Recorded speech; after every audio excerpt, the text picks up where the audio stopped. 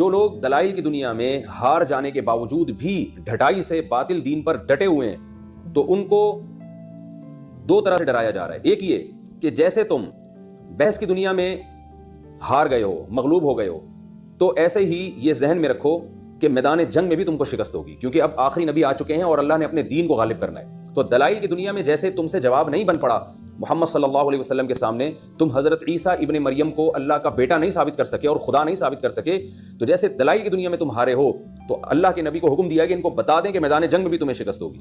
اور دوسری بات ان کو یہ بھی بتا دیا جائے کہ آخرت میں بھی تم برباد ہو جاؤ گے, تو نہ دنیا کے رہو گے نہ آخرت کے رہو گے. تو یہ پورے رکوع کا حاصل یہی ہے. اس لیے اللہ نے فرمایا ان الذین کفروا, بے شک جو لوگ کافر ہیں, مراد اس سے عام طور پر جو اہل کتاب تھے جو نبی کے پاس آئے تھے, ان کو بتا دیجئے لن تغنی عنہم اموالہم ولا اولادہم من اللہ شیئا, کہ تمہیں تمہارے مال اور تمہاری اولاد ذرہ برابر بھی اللہ سے کام نہیں آئیں گی. جب تک اپنا عقیدہ درست نہیں کر لیتے اور دین برحق کو قبول نہیں کر دیتے تو اپنے مال اور اپنی اولاد کے فخر کا کوئی فائدہ نہیں ہے. واولئک هم وقود النار, یہ وہ لوگ ہیں جو آگ کا ایندھن ہیں. کدأب آل فرعون, اور ان کی مثال آل فرعون کی طرح ہے. والذین من قبلہم, اور ان سے پہلے لوگوں کی طرح. فرعون کے پاس کس قدر مال تھا, حکومت بھی تھی, مال بھی تھا, ساری دنیا کی ساری نعمتیں اس کے پاس تھیں, لیکن اس نے اللہ کی آیات کا انکار کیا, جس کا نتیجہ کیا نکلا. تو اہل کتاب کو بھی ڈرایا جا رہا ہے کہ تم بھی جو نبی سے مناظرے کے لیے آئے تھے اگر انکار کرو گے تو تمہارا بھی وہی حشر ہوگا. کذبوا بآیاتنا, ان سب میں قدر مشترک یہ چیز تھی کہ انہوں نے ہماری آیات کا انکار کیا. فأخذهم اللہ بذنوبہم, اللہ نے ان کو پکڑ لیا ان کے گناہوں کے سبب. واللہ شدید العقاب, اللہ سخت عذاب والا ہے. یہ تو آخرت کا عذاب ہوگا. اب نبی کو حکم دیا جا رہا ہے ان کو دنیا کے عذاب سے بھی ڈرائیں. قل, اے نبی آپ ان سے کہہ دیجئے, قل للذین کفروا, کہہ دیجئے ان لوگوں سے جو کافر ہیں, ستغلبون, عن قریب تم مغلوب ہو جاؤ گے. اور یہ قرآن کی پیش گوئی پوری ہوئی کہ آپ صلی اللہ علیہ وسلم کی پورے جزیرہ عرب پہ حکومت قائم ہو گئی. یہودی بھی مغلوب, عیسائی بھی مغلوب, اور مشرکین مکہ تو فتح مکہ کے وقت ہی مغلوب ہو گئے تھے. تو اے نبی آپ ان سے کہہ دیجئے کہ جیسے تم بحث کی دنیا میں ہار چکے ہو, ستغلبون, میدان جنگ میں بھی تم مغلوب ہو جاؤ گے. وتحشرون الی جہنم, اور پھر بالآخر تم جہنم کی طرف جمع کیے جاؤ گے. وبئس المہاد, اور وہ بہت برا ٹھکانہ ہے. قد کان لکم آیۃ فی فئتین التقطا, اللہ اہل کتاب کو بتا رہے ہیں, نبی صلی اللہ علیہ وسلم کے دور میں جو اہل کتاب تھے ان کو بتا رہے ہیں, غزوہ بدر کی طرف اشارہ کر رہے ہیں. 2 ہجری میں غزوہ بدر ہوئی ہے, 313 کا مقابلہ 1000 سے ہوا ہے. تو اور اس میں اللہ تعالیٰ نے اہل اسلام کو مشرکین مکہ پہ فتح دی ہے. تو اللہ فرما رہے ہیں اہل کتاب سے کہ جو اللہ 313 کو 1000 پہ غالب کر سکتا ہے, اسباب کی دنیا میں یہ ممکن نہیں ہے, کیونکہ ان کے پاس کچھ بھی نہیں تھا اور وہ اسلحے سے لیس تھے اور ان کے پاس سواریاں بھی تھیں اور یہاں زیادہ تر لوگ پیدل تھے. اس کے باوجود اللہ نے جب ان کی مدد کی ہے مسلمانوں کی, اس کا مطلب اللہ مسلمانوں کے ساتھ ہے. تو تمہیں یعنی یہود و نصارہ کو اس واقعے سے عبرت حاصل کرنی چاہیے کہ جب اللہ ساتھ دینے پر آ جائے تو پھر اسباب اور وسائل کو نہیں دکھا جاتا. قد کان لکم آیۃ, تمہارے لیے ایک نشانی ہے, فی فئتین, 2 جماعتوں میں, التقطا, جن کی آپس میں ملاقات ہوئی تھی. یعنی بدر کے میدان میں 2 جماعتیں آپس میں ملی تھی, اس واقعے میں عبرت کا سامان ہے. فئۃ تقاتل فی سبیل اللہ, ایک جماعت تھی جو اللہ کی راہ میں لڑ رہی تھی. وأخرى کافرۃ, دوسری اللہ کا انکار کرنے والی جماعت تھی. یرونہم مثلیہم, یہ کافروں کی جماعت مسلمانوں کو دیکھ رہی تھی, مثلیہم, اپنے سے یا خود ان مسلمانوں سے دگنا, رأی العین, آنکھوں سے دیکھنے میں. یہ ہوا یہ تھا کہ مسلمان تھے بہت تھوڑے اور غیر مسلم تھے بہت زیادہ. آپ کو پتا ہے کہ جنگ میں جب آپ پر کسی کا روب قائم ہو جائے تو آپ کے حوصلے ویسے ہی پست ہو جاتے ہیں. تو حدیث صحیحہ میں ہے کہ رسول اللہ صلی اللہ علیہ وسلم کو خواب دکھایا گیا اور اس میں کافر بہت تھوڑے دکھائے گئے. تو آپ نے صحابہ کرام کو بتایا, جس سے نبی صلی اللہ علیہ وسلم کا حوصلہ بھی بلند ہوا اس خواب کی وجہ سے, اور صحابہ کا حوصلہ بھی بلند ہوا کہ بھئی تھوڑے لوگ ہیں, ہم لڑ سکتے ہیں ان سے. تو اللہ نے اپنے نبی کو یہ خواب دکھایا, اس سے مسلمانوں کے حوصلے بلند ہو گئے. اور ان کو اللہ نے کیا دکھایا کہ جب مسلمانوں کی فوجیں سامنے آ کے کھڑی ہوئی ہیں تو کافروں کو اللہ نے ایسا دکھایا جیسے یہ اتنے نہیں ہیں جتنے نظر آ رہے ہیں, بلکہ اس سے دگنے ہیں. تو ان پر مسلمانوں کا روب کافروں کے اوپر بیٹھ گیا, یعنی الٹا کر کے اللہ نے دکھایا. ہاں, اس پر ایک اشکال ہو سکتا ہے کہ نبی کا خواب تو جھوٹا نہیں ہو سکتا کہ اگر وہ کافر تھوڑے دکھائے گئے تو زیادہ کیوں نکلے. تو علماء نے اس کا جواب یہ دیا ہے کہ ایک تو خوابوں کی تعبیریں ہوا کرتی ہیں, خواب ضروری نہیں کہ جیسا ہے ایز اٹ از وہی تعبیر ہو اس کی, جیسا نظر آ رہا ہے. دوسری بات یہ کہ اللہ نے کم دکھانا, یہ اس کی علامت نہیں ہے کہ اللہ یہ بتا رہا ہے کہ وہ کم ہے, بلکہ یہ اس کی علامت خواب میں یہ دکھایا جا رہا ہے کہ آپ کو ہم اتنے دکھا رہے ہیں. بہت سارے اللہ نے چھپا دیے نبی صلی اللہ علیہ وسلم سے. تو جھوٹا خواب جب ہوتا ہے جب خبر دی جاتی کہ یہ تھوڑے ہیں اور صبح نبی اٹھ کے دیکھتے تو پتہ چلا یہ تو بہت ہیں, تو یہ خواب جھوٹا ہوتا. کسی کو کوئی چیز پوری نہ دکھانا, اس میں اس کا سچ اور جھوٹ سے تعلق نہیں ہے. جیسے آپ کسی کو یعنی کوئی لشکر دکھانا چاہ رہے ہیں اور آپ نے آدھا دکھایا آدھا نہیں دکھایا, تو دکھانے میں یہ تو نہیں ہے کہ آپ نے جو آدھا دکھایا وہ جھوٹ تھے, وہ بھی حقیقت تھی, آدھا چھپا لیا گیا. تو نبی صلی اللہ علیہ وسلم کو جو خواب دکھایا گیا اس میں جو غیر مسلم جو مسلمانوں سے لڑنے کے لیے آئے تھے وہ پورے دکھائے نہیں گئے, کیونکہ پھر آپ صلی اللہ علیہ وسلم خواب صحابہ کو بتاتے کہ بھئی اتنے لوگ ہیں تو اس سے حوصلے پست ہو سکتے تھے. تو اللہ تعالیٰ نے مسلمانوں کو کم دکھائے, اور جب غیر جو مشرکین مکہ تھے جو مسلمانوں کے مقابلے میں آئے تھے ان کو اللہ نے یہ مسلمانوں کو دکھایا بہت زیادہ کر کے, تو اس کا ایک ان کے اوپر رعب بیٹھ گیا. اسی بات کا تذکرہ اللہ نے یہاں کیا کہ یرونہم مثلیہم رأی العین, کہ یہ کافر مسلمانوں کو دگنا دیکھ رہے تھے. دگنا نہیں, یہ تھا 3 گنا, لیکن بعض دفعہ کوئی چیز زیادہ ہوتی ہے تو عربی میں اس کو دگنے سے تعبیر کر دیا جاتا ہے, تو مراد صرف دگنا نہیں بلکہ اس سے کئی گنا زیادہ. تو اللہ نے ان مسلمانوں کو یعنی کافروں کو مسلمان ڈبل کر کے دکھائے, زیادہ کر کے دکھائے, رأی العین, اور یہ کوئی وسوسہ نہیں تھا بلکہ آنکھوں سے کافروں کو نظر آ رہا تھا کہ مسلمان زیادہ ہیں, ان کو یقین ہو گیا تھا کہ مسلمان زیادہ ہیں, جس سے بہت زیادہ رعب بیٹھ گیا ان کے دلوں میں. واللہ یؤید بنصرہ من یشاء, اللہ اپنی نصرت کے ذریعے جس کو چاہتا ہے طاقت دیتا ہے. ان فی ذلک لعبرۃ لأولی الابصار, فرمایا کہ اس واقعے میں یقیناً عبرت ہے بصیر نظر والوں کے لیے, جو دیکھ کر عبرت حاصل کرتے ہیں ان لوگوں کے لیے اس میں عبرت ہے کہ کیسے کمزور ترین لوگوں کو اللہ نے طاقتور ترین لوگوں پر غالب کیا. تو اہل کتاب کو بتایا جا رہا ہے کہ دلائل کی دنیا میں جیسے تم عاجز آئے ہو تو میدان جنگ میں بھی اسی طرح مسلمانوں سے شکست کھاؤ گے. اب آپ کو پتہ ہے کہ ہر باطل کے پیچھے یا تو انسان وسوسوں کی وجہ سے باطل پر چلتا ہے, زیادہ تر انسان چلتا ہے خواہشات کی بیس پہ, اس کا کوئی مفاد ہوتا ہے.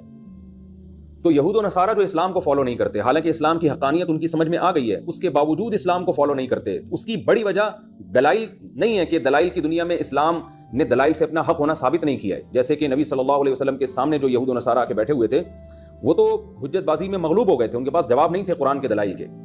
لیکن کیا ہے کہ انسان خواہشات کا غلام ہے. تو اسی کا تذکرہ اللہ نے قرآن مجید میں کیا کہ خواہشات کی غلامی کی وجہ سے تم حق پر نہیں آتے, ہم تمہیں ایک ایسا راستہ بتاتے ہیں کہ دنیا کی خواہشات جس کی وجہ سے تم باطل پر چلتے ہو, تو آج اللہ کی خاطر ان خواہشات کو قربان کر دو گے تو اللہ کل جنت کی صورت میں تمہیں اس سے بہتر عطا کرے گا. تو وہ خواہشات کیا ہیں جن کی وجہ سے انسان برباد ہوتا ہے اور حق کے راستے کو چھوڑتا ہے, اس کا اللہ نے آیتوں میں تذکرہ کیا. فرمایا زین للناس, لوگوں کے لیے مزین کر دی گئی ہیں, خوشنما بنا دی گئی ہیں, حب الشہوات, خواہشات کی محبت, من النساء یعنی عورتیں, والبنین اور بیٹے, والقناطیر المقنطرہ اور من الذهب والفضہ, سونے اور چاندی کے ڈھیر یعنی دولت کی ریل پیل, یہ انسان کو اپنی طرف مائل کرتی ہے. والخیل المسومہ, نشان زدہ گھوڑے, مراد اس سے اچھی سواریاں ہیں, بہترین سواریاں.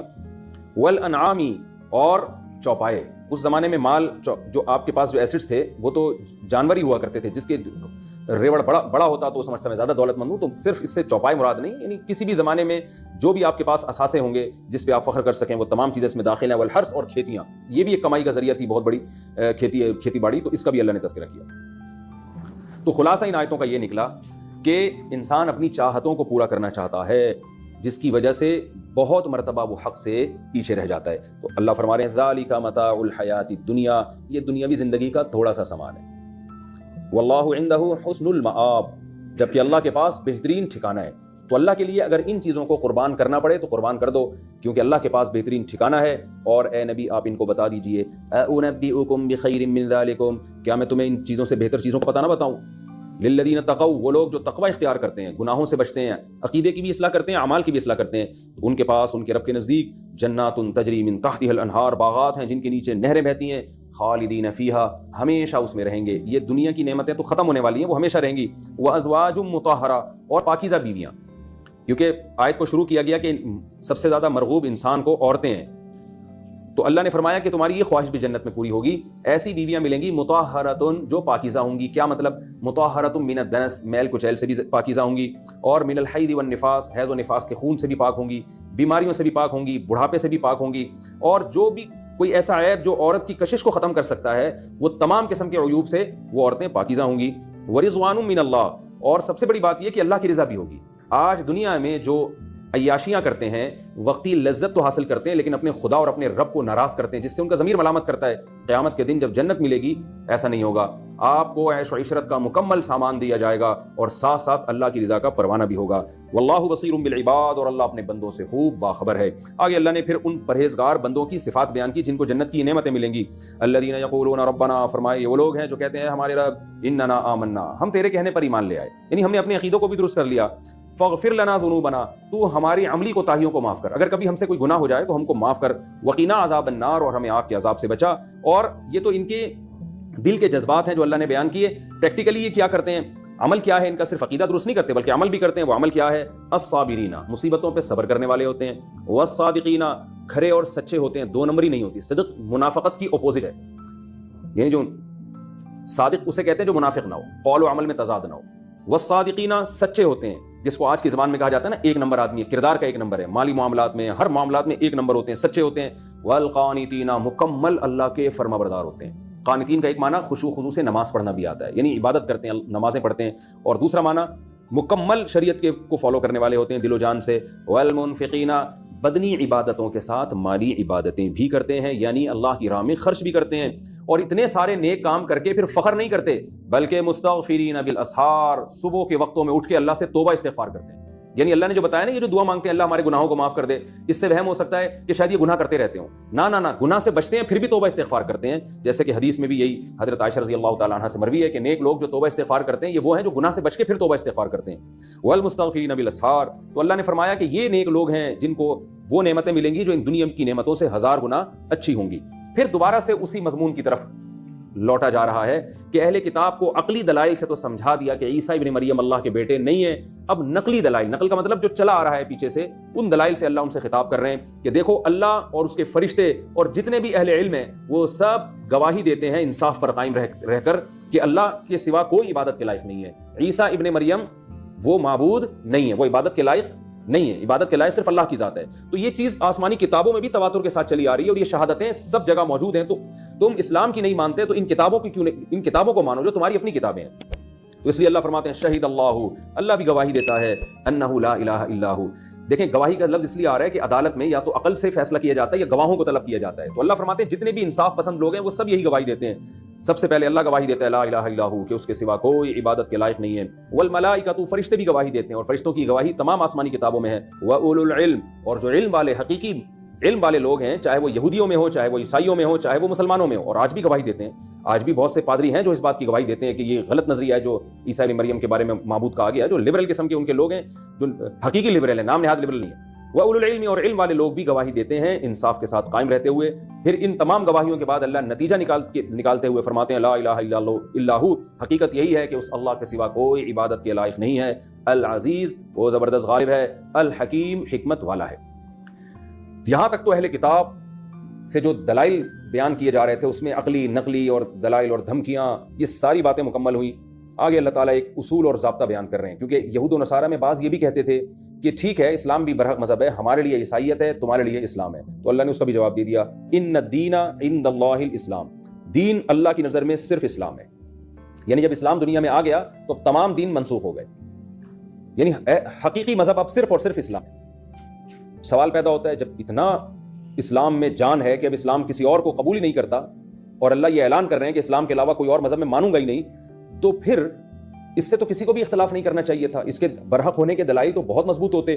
اس کا جواب دیا جا رہا ہے وَمَا اخْتَلَفَ الَّذِينَ أُوتُوا الْكِتَابَ، جو جن لوگوں کو کتاب دی گئی ہے نا وہ جو اسلام سے اختلاف کر رہے ہیں اور اسلام کو نہیں مان رہے، تو اس کی وجہ اسلام کے اندر کوئی فالٹ نہیں ہے بلکہ ان کے اپنے اندر فالٹ ہے. وہ فالٹ کیا ہے کہ یہ لوگ اختلاف نہیں کر رہے الا مگر من بعد ما جاءہم العلم، ان کے پاس علم آ چکا ہے، حقیقی علم آ چکا ہے کہ واقعی اسلام برحق ہے، لیکن بغیا بینہم، آپس میں ایک دوسرے سے آگے بڑھنے کا شوق، سرداری. کیونکہ اگر اسلام کو مان لیں گے تو اپنی مذہبی چودراہٹ ختم ہو جائے گی، تو اس وجہ سے یہ اسلام کو فالو نہیں کر رہے. آگے پھر اللہ نے دھمکی دی وَمَن يَكْفُرْ بِآيَاتِ اللَّهِ، یاد رکھو جو اللہ کی آیات کا انکار کرے تو چھوٹا کام نہیں ہے. فَإِنَّ اللَّهَ سَرِيعُ الْحِسَابِ، اللہ عن قریب حساب لینے والا ہے. فَإِنْ حَاجُّوكَ، اے نبی اتنا کچھ سننے کے باوجود بھی اگر یہ آپ سے حجت بازی کرتے ہیں، یہ مخصوص قسم کے عیسائی جو آپ سے مناظرے کے لیے آئے تھے ان کی بات چل رہی ہے کہ اتنا کچھ کرنے کے بعد بھی آپ سے حجت بازی کرتے ہیں، فقول، تو آپ ببانگے دولیا اعلان کر دیں اسلمت وجہی للہ، میں اپنے چہرے کو اللہ کے سپرد کر رہا ہوں. یعنی مکمل اس کا یہ کنایہ ہے کہ میں تو مکمل اللہ کا فرما بردار بن کے زندگی گزاروں گا. جس عقیدے کو اللہ غلط کہہ دے میں غلط کہوں گا، جس عمل کو اللہ غلط کہہ دے میں غلط کہوں گا، تو میں بھی یہ کام کروں گا. ومن اتبعنی، اور جو مجھے فالو کر رہے ہیں وہ بھی یہ کام کریں گے. اب تمہاری مرضی ہے. وقل للذین اوتوا الکتاب، اور اے نبی یہ اعلان کرنے کے بعد آپ اوتوا الکتاب سے کہہ دیں، اہل کتاب سے، والامیین، اور جو ان پڑھ لوگ ہیں یعنی مشرکین مکہ جن کو کتاب نہیں دی گئی، ان سے بھی آپ کہتے ہیں اسلمتم، کیا اب بھی تم اسلام لاؤ گے؟ یعنی کیا اتنا کچھ ہونے کے بعد ہم تمہیں آفر کر رہے ہیں کہ کیا تم اسلام لے کر آؤ گے؟